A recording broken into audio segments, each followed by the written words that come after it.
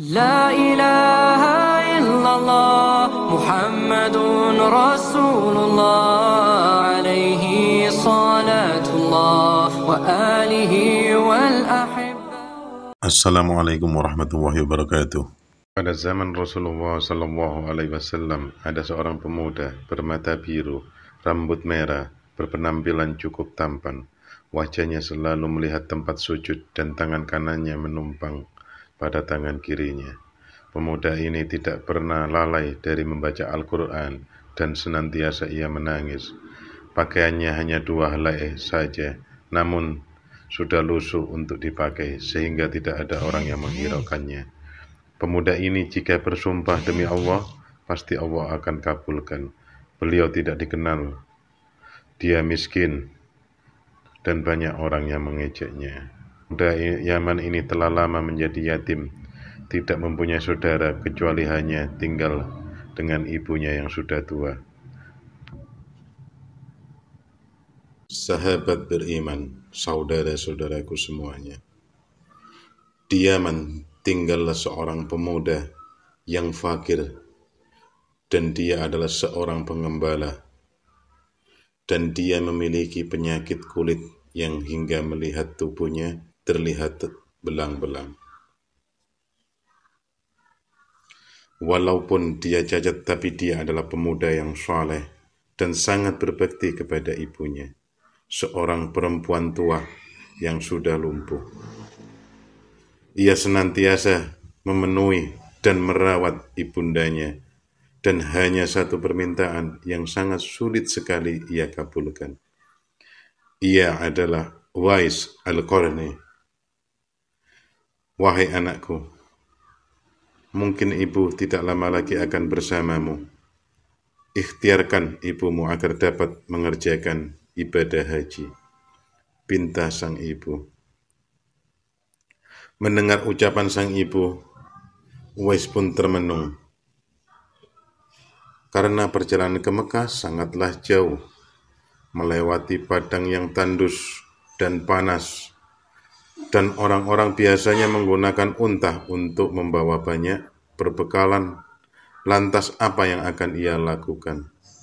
Sedangkan Uwais adalah orang yang sangat miskin dan tidak memiliki kendaraan. Akhirnya Uwais berpikir untuk mencari jalan keluarnya. Kemudian dibelilah seekor anak lembu. Kira-kira untuk apa anak lembu itu? Tidak mungkin anak lembu untuk pergi haji naik lembu. Uwais membuatkan kandang di puncak bukit. Setiap pagi ia bolak-balik naik ke atas turun lagi menggendong anak lembu itu naik turun bukit. Uwais gila, Uwais gila, kata orang-orang yang melihat tingkah lakunya.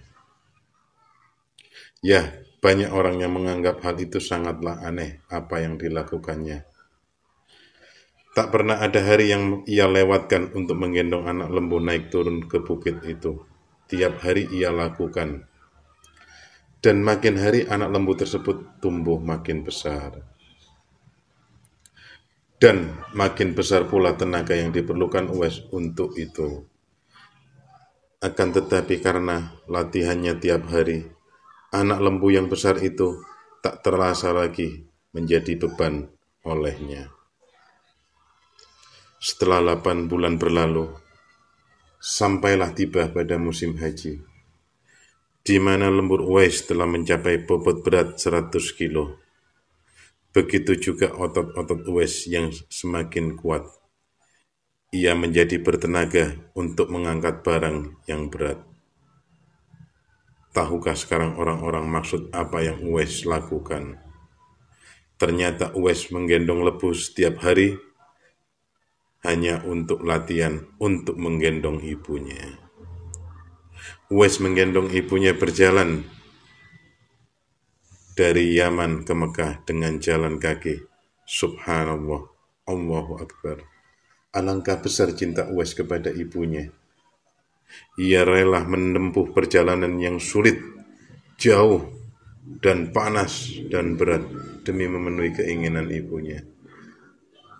Uwais berjalan dengan tegap menggendong ibunya wukuf di Ka'bah, sampai ibunya pun terharu dan bercucuran air mata telah melihat Baitullah di hadapan Ka'bah.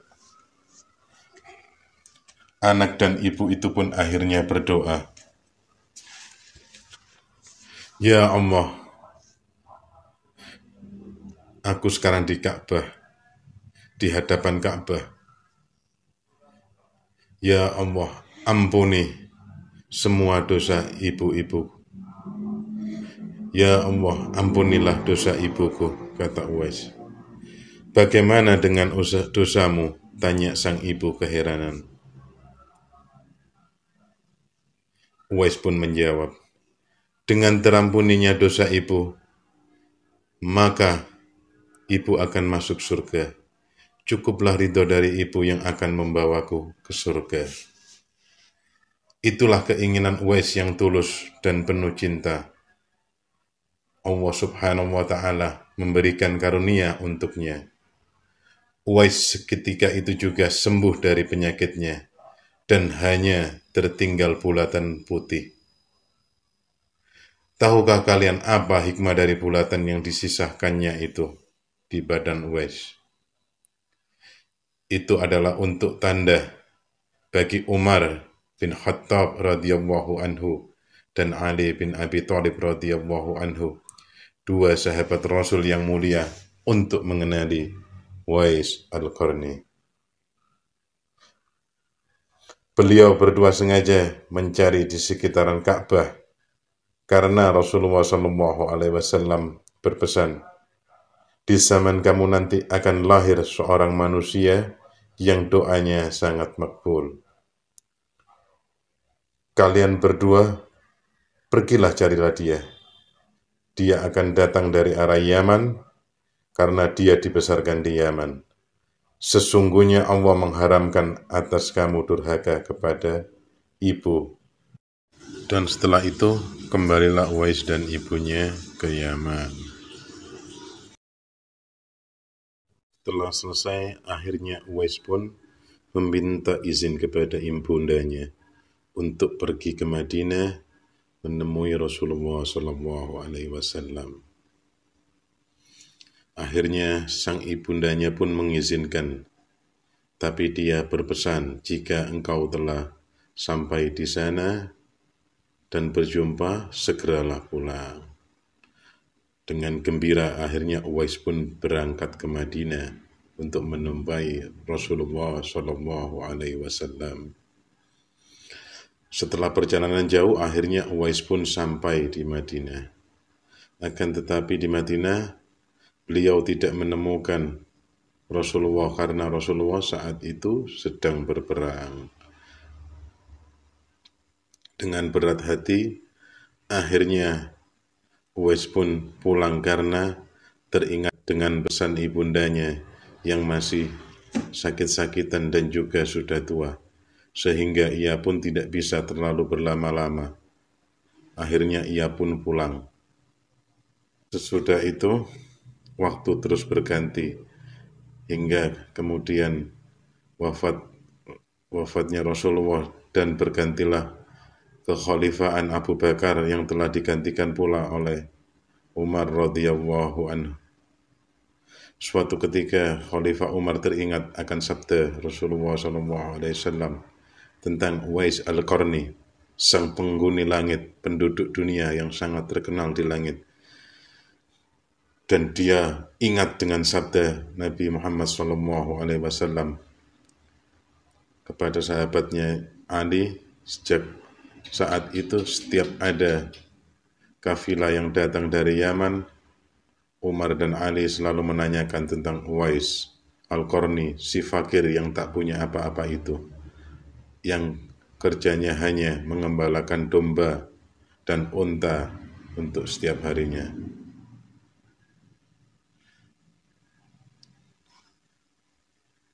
Rombongan kafilah dari Yaman menuju Syam silih berganti datang. Suatu ketika Uwais Al-Qarni turut bersama mereka. Rombongan kafilah itu pun datang di kota Madinah.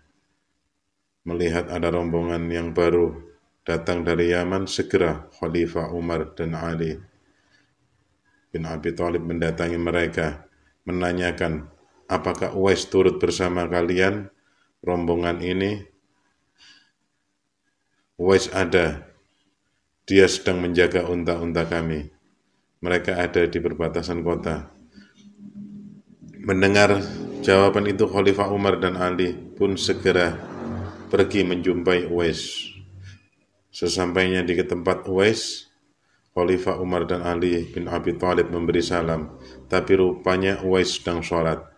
Setelah mengakhiri sholatnya dengan salam, Uwais pun menjawab salam Khalifah Umar dan Ali bin Abi Thalib radhiyallahu anhu, sambil mendekati kedua sahabat Rasul tersebut dan mengulurkan tangannya untuk bersalaman.